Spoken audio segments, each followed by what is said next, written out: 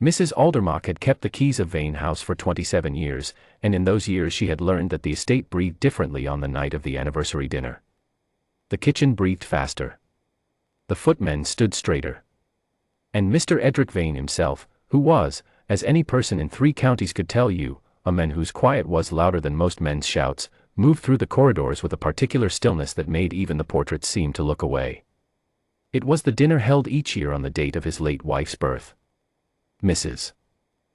Aldermock had overseen it 9 times now, the long table in the formal dining room set with the Vane silver and the white damask his wife had chosen, the orchids from the East glass house, the French doors left open a careful inch against the summer warmth.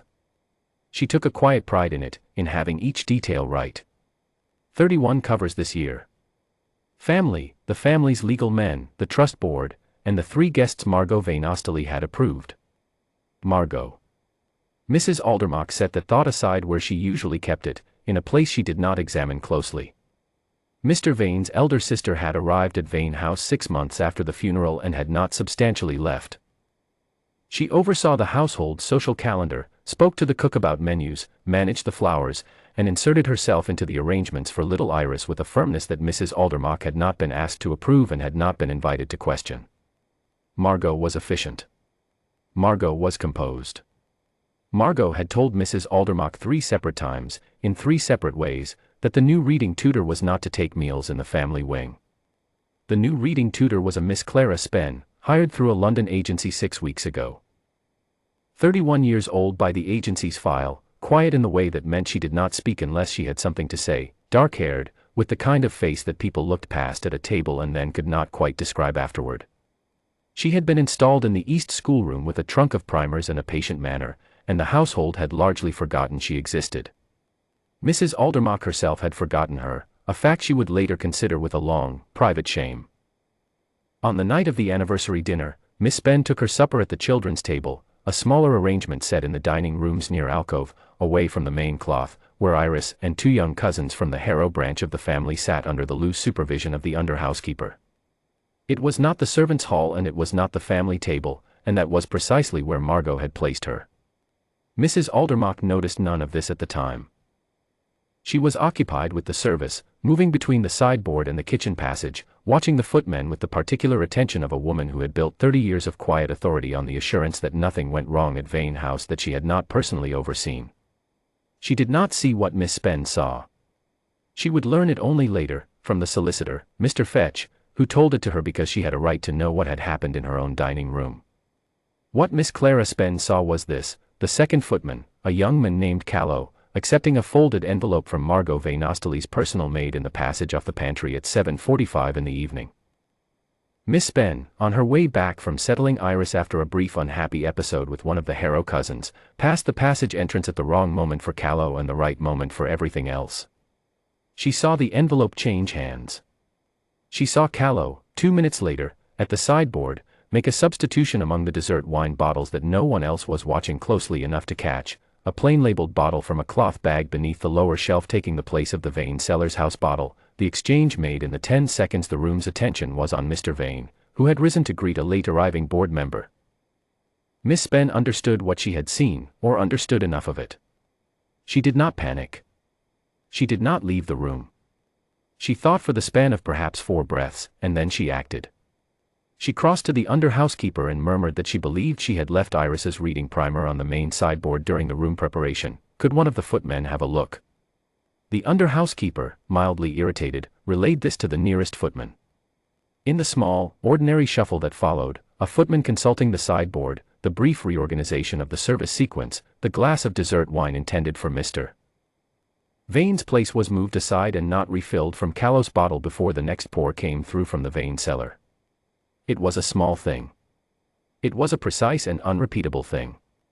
It was done without a raised voice, without a scene, without a single moment that drew attention to Miss Clara Spen, who returned to the children's table and helped the youngest Harrow cousin cut a piece of cake. Before the meal was over, she had folded a page from the small notepad she carried for Iris's lessons. She was always prepared for Iris, into a square no larger than a calling card. On it she had written, in a hand her schoolmistress would have approved, 3 sentences, what she had seen, where and when she had seen it, and the name of the footman.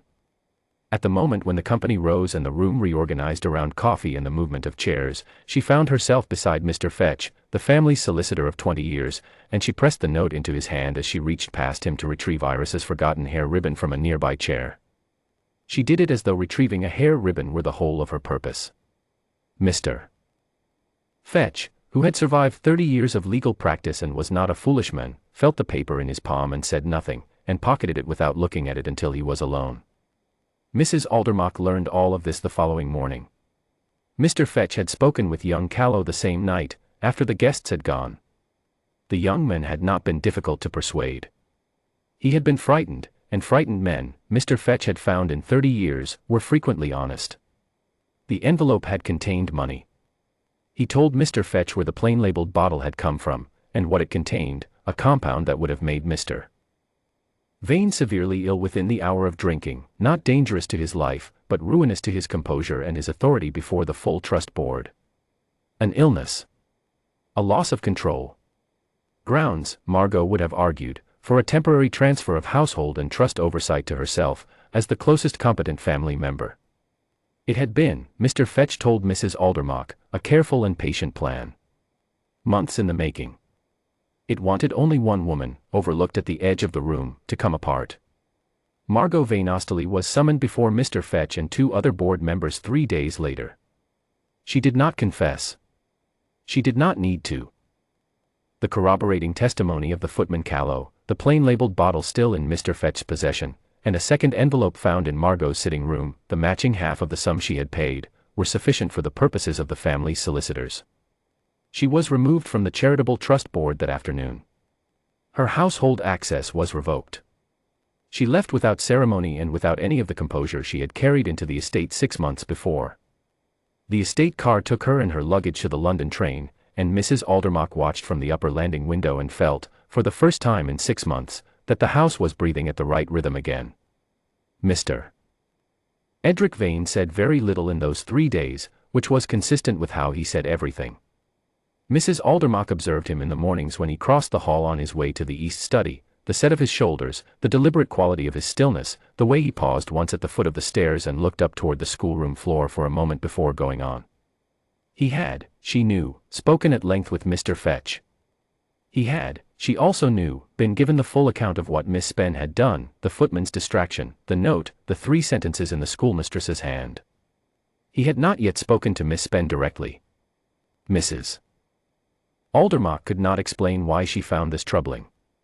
She was not troubled by it long. It was 7 days after the anniversary dinner. The family supper, the small, informal meal Mr. Vane took with Iris on the evenings he was home, in the private dining room off the East Hall, had been laid for 2. Mrs. Aldermach had seen to it herself. She was attending to the hall table outside when she heard Mr. Vane's voice from within, low and brief, and then a lighter voice she did not immediately place. She looked through the open doorway. Miss Clara Spen was in the room. She was standing near the window, having, it appeared, been in the middle of a quiet end-of-day check on Iris, who was already at the table in her chair. The supper had begun without Mrs. Aldermach noticing the moment of its start, which troubled her less than she would have expected, because she was watching something else. Iris, who had not spoken to a stranger of her own accord in 2 years, Mrs. Aldermach had counted the years because she had witnessed every failed introduction, every gently encouraged greeting that Iris had simply looked through, the child's grief making an island of her. Iris had turned in her chair. She had reached out and caught the hem of Miss Spen's sleeve. And in a voice so quiet that Mrs. Aldermach heard it only because the house was quiet around it, she said, "Aunt Clara. Stay." 3 words. The kind that do not ask a great deal and ask everything. Mrs. Aldermach's hand was on the door frame. She was not certain how it came to be there. Mr. Edric Vane was at the far end of the room. He had gone still, the particular quality of stillness Mrs. Aldermach had spent 27 years interpreting from a careful distance, the stillness that was not coldness but was something close to a man who had decided something and had not yet moved on the decision. He was looking at his daughter. He was looking at the woman his daughter had just named. Then he crossed the room. He did not cross it quickly. He crossed it the way a man crosses a room when he knows where he is going and has a right to take his time. He lifted a chair, one of the upholstered dining chairs from the near side of the table, and he set it down not at the place where a guest would sit and not across from his own, but beside it. Level with his own. At the family table. Miss Spen looked at the chair. She looked at him. The position, Mr. Edric Vane said, in the voice that had made full board meetings attend with care, is permanent. The chair is yours. For as long as you will have it. He said it without flourish.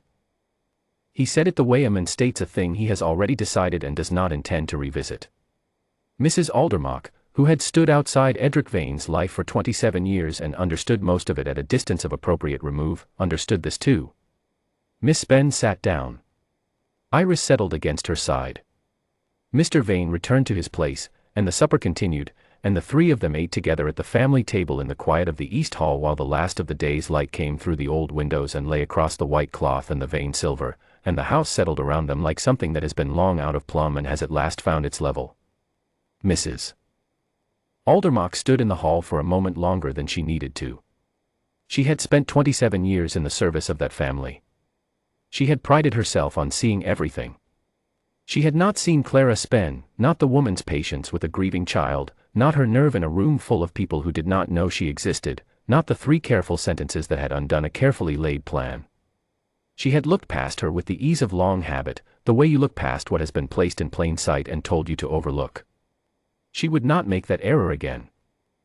She set the hall table to rights and went quietly back to her work, and left the family to their supper, and if she permitted herself one small, private thought on her way down the corridor, it was this, that the most feared man in any room she had ever prepared was, at this moment, exactly as happy as a man so long alone deserved to be. And the woman who had made it so had done it without asking for anything at all.